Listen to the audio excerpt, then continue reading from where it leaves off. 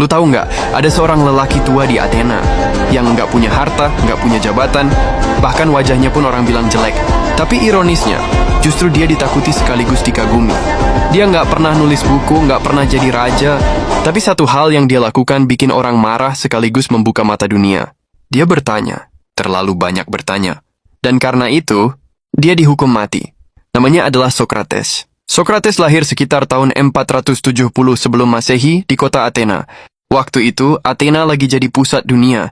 Demokrasi baru lahir, seni berkembang, teater dan patung ada di mana-mana. Orang-orang sibuk ngebangun kejayaan kota. Tapi Socrates nggak ikut arus itu. Dia bukan orang kaya. Ayahnya seorang pemahat, ibunya bidan. Dari kecil, Socrates belajar soal hidup dari dua hal. Membuat sesuatu dan membantu orang lahir ke dunia. Dua pekerjaan sederhana, tapi nantinya filosofi dia banyak dipengaruhi itu.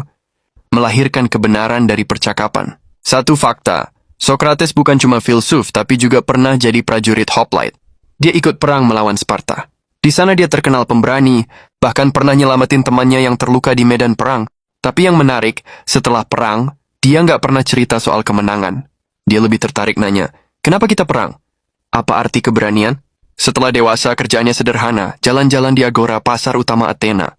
Ngobrol sama siapa aja tukang roti, pedagang, seniman, politisi, bahkan anak-anak muda, caranya ngobrol unik. Dia nggak ngasih ceramah panjang, dia cuma nanya, apa itu adil? Apa itu kebaikan? Apa itu keindahan? Awalnya kedengaran gampang, tapi makin ditanya, makin rumit. Sampai orang sadar, mereka sebenarnya nggak ngerti.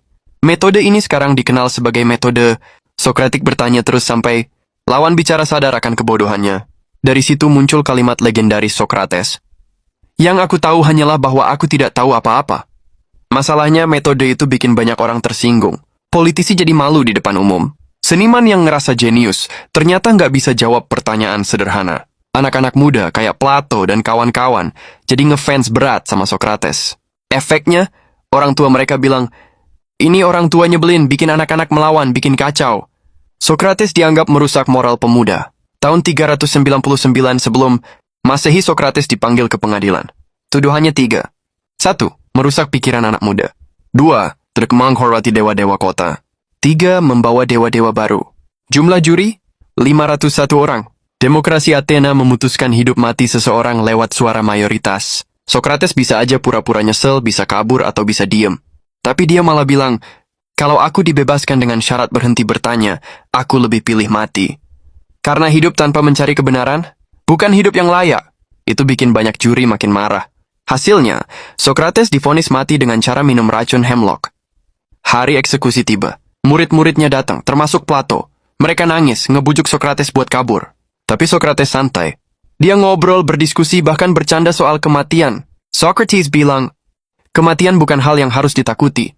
Entah jiwa pergi ke tempat lain atau tidur panjang tanpa mimpi. Keduanya bukan hal buruk. Dengan tenang, dia minum racun itu. Tubuhnya melemah, tapi wajahnya tetap damai. Dan di situ, filsuf terbesar Athena meninggal. Bukan di medan perang, bukan di singgasana, tapi di kursi sederhana, dikelilingi murid-muridnya. Ironis, orang paling jujur di Athena justru dibunuh oleh demokrasi yang katanya menjunjung kebebasan. Tapi idenya nggak mati. Plato nulis semua ajarannya. Dari Plato lahir Aristoteles.